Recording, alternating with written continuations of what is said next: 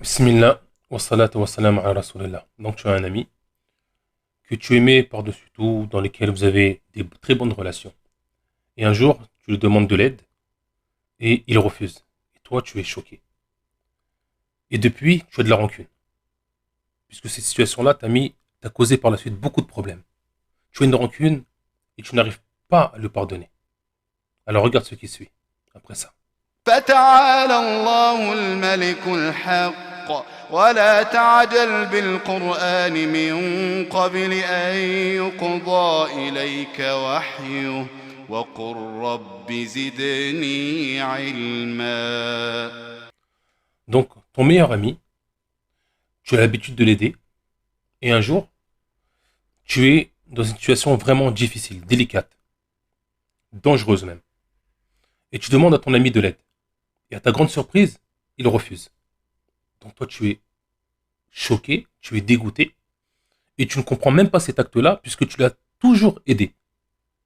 Ensuite, il présente des arguments banals, des arguments qui n'ont aucune ni queue ni tête. Cette rancune-là, tu la gardes dans ton cœur, puisque les conséquences que ça a causées, elles se répercutent et elles continuent. Laisse-moi te raconter une histoire. Le prophète Mohammed sallallahu alayhi wa sallam, vous devez connaître l'histoire al-ifk, donc de la calomnie, sur Aïcha radiallahu anha. Al-Nabi sallallahu alayhi wa sallam, donc il sort dans une expédition militaire. Avec lui, il a les compagnons donc, mais il a aussi son épouse Aïcha radiallahu anha, qui est transportée dans une sorte de caravane, un palanquin, à l'intérieur donc pour protéger la femme. Elle est dans ce palanquin-là que les hommes portent de l'extérieur, mais on ne voit pas l'intérieur.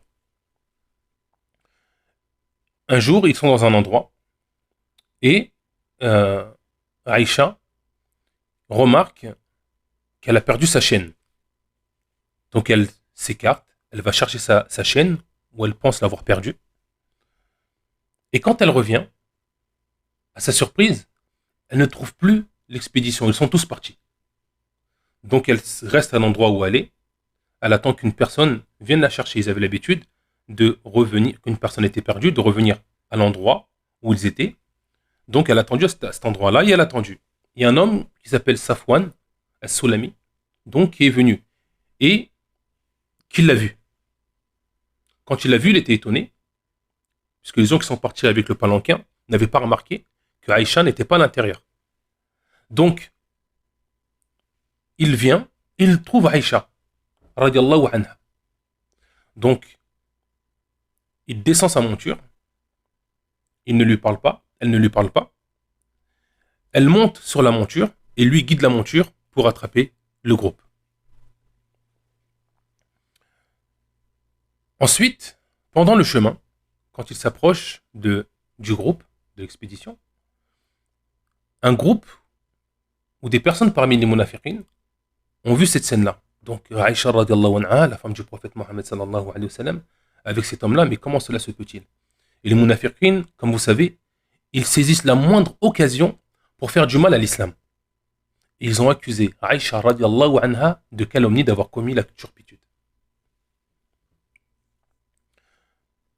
Et cette situation-là, donc, elle dure pendant un mois. Certaines personnes, même parmi les croyants, ont cru à cette chose-là, et même une personne a commencé à propager cette histoire-là. Cette personne-là faisait partie même de la famille de Aïcha radiallahu anha. Et c'était une personne dont Abu Bakr dépensait de son argent, puisqu'elle elle était en difficulté, donc Abu Bakr dépensait toujours de son argent pour aider cette personne-là. Une fois, Aïcha radiallahu anha donc, se retrouve dans la maison de cette famille-là, et on lui apprend qu'une personne fait de la calomnie sur elle, mais une personne de sa famille en plus. Quelle trahison. Aïcha dit, quand j'ai appris cette chose-là, j'ai pleuré, j'ai pleuré, j'ai pleuré toute la nuit, jusqu'à ne plus avoir de larmes. Effectivement, quand c'est une personne proche qui nous fait une chose qui ne nous plaît pas, c'est toujours le plus dur à supporter. Donc après cette période-là, un mois plus tard, Allah subhanahu wa ta'ala descend un verset où il innocente Aïcha radiallahu anha. Abu Bakr, quand il a appris que cette personne-là, à qui il dépensait de l'argent, avait parlé sur sa fille, a dit Wallah, je ne dépenserai plus de mon argent pour cette personne-là. Et bien sûr, Allah subhanahu wa ta'ala qui voit tout et qui veut que les relations entre nous soient fortes, soient bonnes, et qu'Allah subhanahu wa ta'ala aime qu'on se dote de bons comportements, a fait descendre un verset du Coran.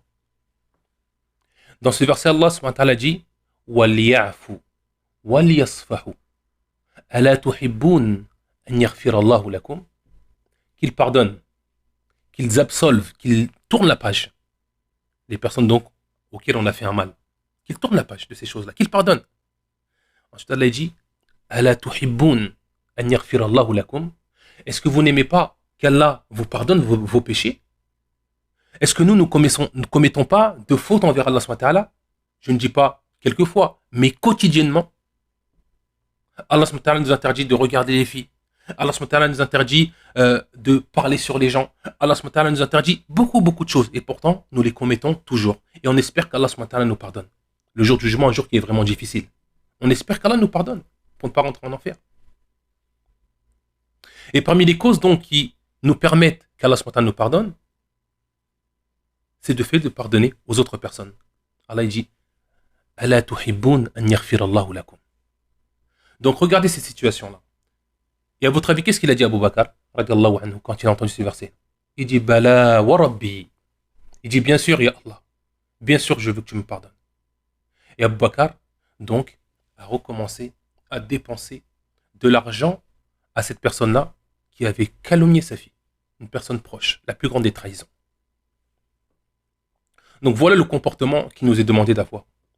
Même si la situation elle est vraiment difficile et qu'on est vraiment étonné qu'une personne aussi proche ait pu le faire.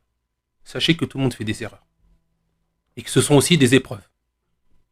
Et qu'Allah subhanahu wa ta'ala nous regarde et voit comment est-ce que nous allons nous comporter dans cette situation-là. Et même si c'est difficile, c'est très difficile, mais que malgré ça, tu pardonnes parce qu'Allah subhanahu wa ta'ala te l'a ordonné, pas parce que tu es faible, non, mais parce qu'Allah subhanahu wa ta'ala te l'a ordonné, et bien sache qu'Allah voit cette difficulté, voit l'effort que tu as fourni pour pardonner à cette personne-là. Et Allah te pardonnera tes péchés. Et faites attention dans ces moments-là où Shaitan va s'approcher de vous, il va vous mettre des waswas. Pour qui il se prend lui? Moi je l'ai toujours aidé. Et maintenant c'est comme ça qu'il se comporte envers moi. Il me prend pour qui? Il me prend pour un bouffon. Il me prend pour une personne qui est faible. Alors là je ne vais pas me laisser faire. Et la prochaine fois, quand il me demandera, eh bien là, je n'aiderai jamais. Au contraire. Non. Ça, c'est des waswas de Shaitan qui rapportent quand on veut pardonner. Ne pensez pas à ces choses-là. Ce qu'il faut penser, c'est Allah, regarde tous les péchés que j'ai commis. Et tu es grand pardonneur. Et tu nous pardonnes et pourtant tu n'as pas besoin de nous. Tu nous as tout accordé. Tu n'as besoin de personne. Et on commet des péchés nuit et jour. Et tu nous pardonnes. Moi aussi. Moi aussi, je vais pardonner parce que tu nous le demandes. Donc voilà. Et dans cette histoire-là aussi, on remarque, regardez, subhanallah, Allah, par sa miséricorde, comment il veut qu'on se comporte. Allah est miséricordieux et il veut que nous soyons miséricordieux envers les gens. C'est ça l'islam. Ne pas avoir de la rancune ou de la rancœur. Mais vraiment, essayer de se pardonner. Tout le monde fait des fautes. Même nous, on fera des fautes sur des personnes plus tard. Peut-être qu'on aura même ce même comportement-là. On agira de cette manière-là contre des autres personnes, contre des personnes peut-être qui sont proches. Et on voudra à ce moment-là que ces personnes-là nous pardonnent.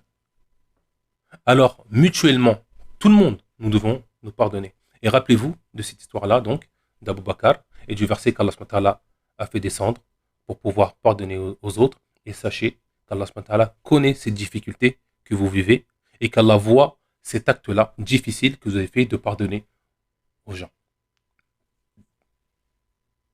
Voilà, j'espère que cette histoire-là, l'explication de ces versets-là, va nous permettre de pardonner aux gens et d'adorer Allah subhanahu wa ta'ala comme il le désire. Assalamu alaikum wa rahmatullah wa barakatuh.